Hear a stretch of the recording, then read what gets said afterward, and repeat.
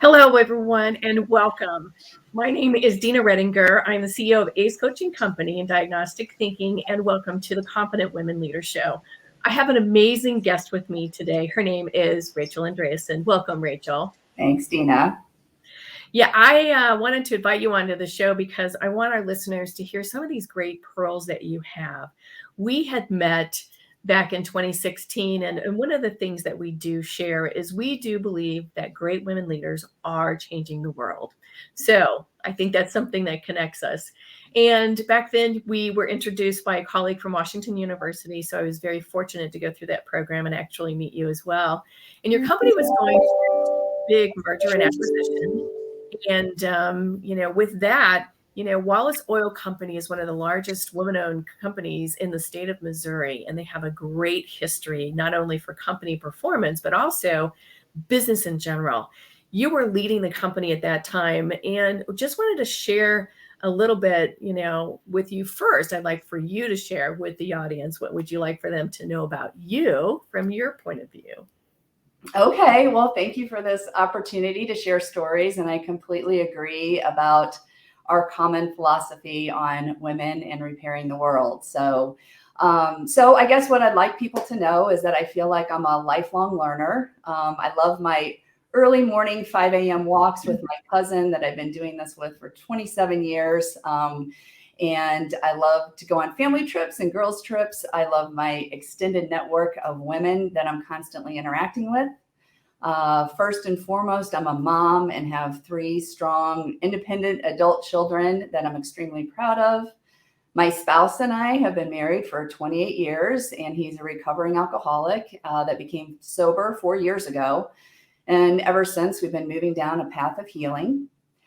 I did, as you referenced, my family business, loved working at my family business for 24 years. And I left after only being CEO for 8 months. But yeah, so proud of the acquisition that you helped us with. And we'll talk about that later. But I left mainly in the spirit of family harmony and the continuation of the family business that my dad founded in 1968. So I was definitely a product of extensive succession planning that failed. And I do believe that sometimes life puts obstacles that you create in your path, and sometimes obstacles are put in your path that you do not create. But whatever the circumstance, it's always about how you react, which is totally your choice and totally in your control. So I'm still a shareholder. I'm still an active member of our family business in this form of family governance. And I am diligently working with my mom and my 3 younger brothers to move our family business into the next generation. So today, my professional career is executive director of our synagogue, and I love the work and the mission there. And in my spare time, I love mentoring women and bringing women together to increase their network and exposure to others. And I do believe people are brought into your life for a purpose.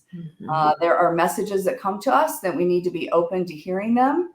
And life is a fantastic journey, and it's always about the journey and not the destination. Powerful, I must say. All of those things are just so valid points, and I can't say thank you enough for sharing who you are. And I'm so blessed to have you as not only a friend after the acquisition, and we continue to, continue this friendship and touching other women as well. So thank you for that. I want to go back to some of the challenges that, you felt with mergers and acquisitions and being a female leader.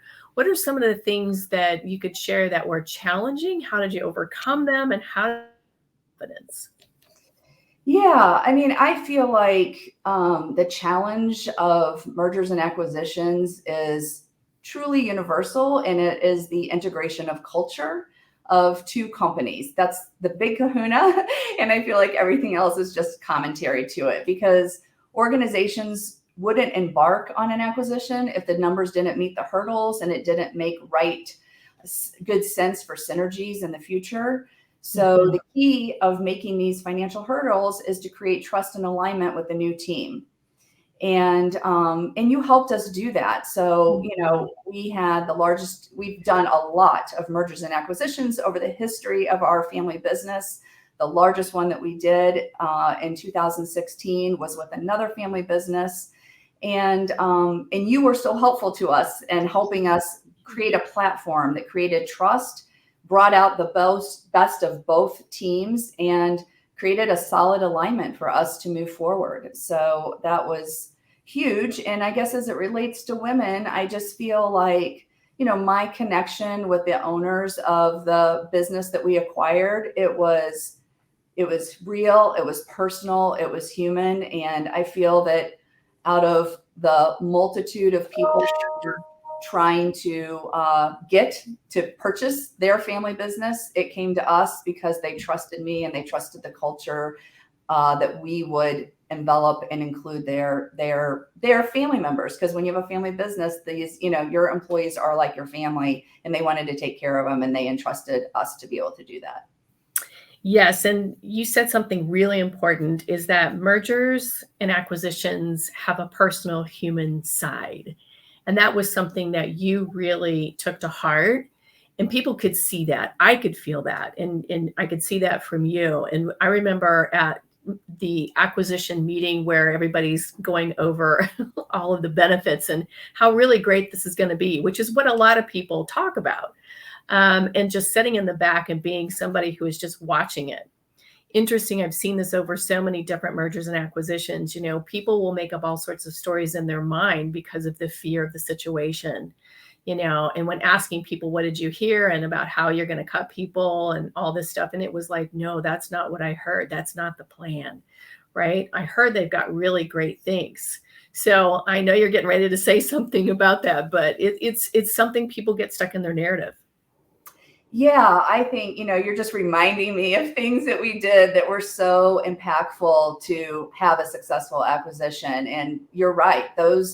Those meetings, as soon as the announcement came out, I mean, people are in shock and fear. And you told me, if you don't tell the story, people will create their own story. So the founder of the other family business and I did 25 in-person meetings to cover all of the 550 new team members that we were bringing on board. And it was powerful because we, as two owners, stood in alignment. And truly, yeah, I was not going to say anything up there that wasn't actual and factual. That was my first moment of trust to gain with them, is to have whatever we told them be the reality when they became our employees. Yeah, and I saw that too. It was an over service. One of the things that we talked about, and I see a lot of companies did, and even with my own experience in the company that I'd worked for 25 years, right? If you don't have a plan right at close day or when that announcement is made, you got that window. You really got to get in there and start building that trust from people, like you said, but say what you're going to do. The action piece that you had to start something really quickly, really got things off to a great start. So I don't know if you can speak. That's a big deal for most companies. They wait too long. Yeah, I agree. Coming out as soon as possible. And then the other, the big thing was about communicating with everybody right up front, and you in interviewing the people and having a pulse on what people are saying. That's when I got the idea from you and to create the Friday email. And the Friday email was incorporating kind of the best of both, from what the experience they had in their own family business to our family business, because their owner told jokes, at the beginning of each one of those in-person meetings. And so I wanted to incorporate that into what I was saying, and also tell them what's happening with the acquisition. Where are we? What's happening within our company? What can you expect when you become part of this company? And a Friday funny, to make it humorous and incorporate both of those. But yeah, I guess in the end, when I reflect on it, I was trying to create a movement of trust and alignment, and put, a lot of effort into spreading the net so everybody felt a part of the team moving forward. Yeah. And I got that from everybody. I really did. We met weekly for almost 6 months. Yes.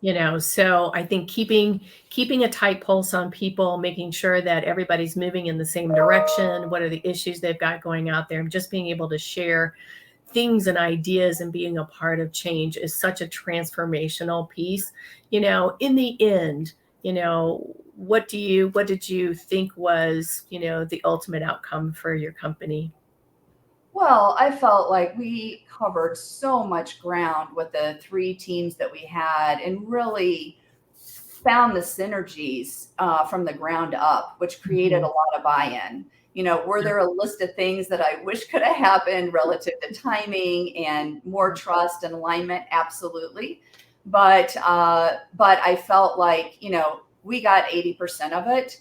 Yeah. And today, looking back 5 years, financially the numbers are there. So it was successful. But to me, the success was the integration of the best of both. Yeah, I love that. And I felt that too. You get so close with these people, with all of you.